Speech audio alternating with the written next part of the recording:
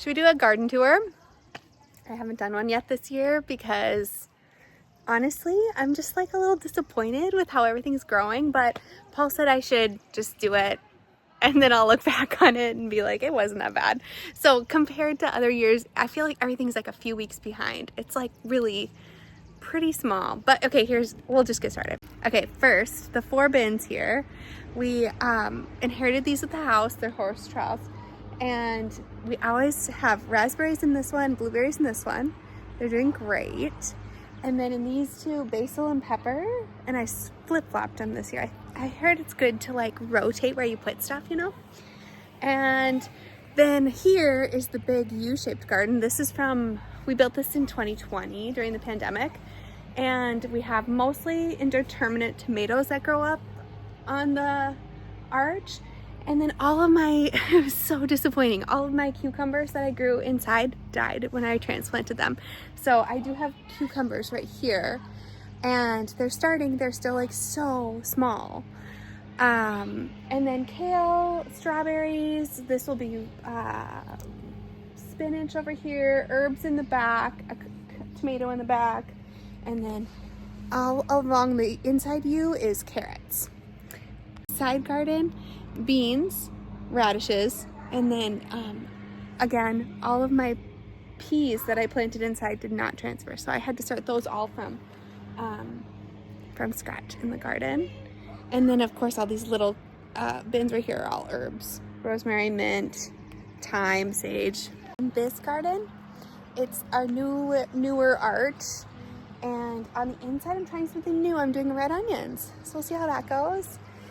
Over the arch it's going to be more tomatoes, and then on this side the like vining squash that are like acorn and butternut. In the back corner I have eggplants, and then to fill in the back here it's greens. It's like arugula and lettuce. In the front over here it's zucchini and yellow squash.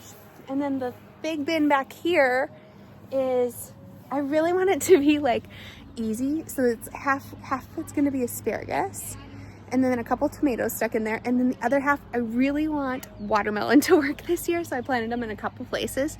So watermelon, we'll see how that goes. But asparagus should come back every year, so that'll be fun. We'll see. Okay, so then here's the back garden. These are new this year, and Paul built me 3 beds on this side, and then the one here, and then the apple trees. The one here, okay, so I tried potatoes in grow bags, and I wasn't sure if they would transfer, and they did great. Look at how good this is. So the potatoes are growing down in, and then these are all Roma tomatoes, which we use for canning, like for sauces.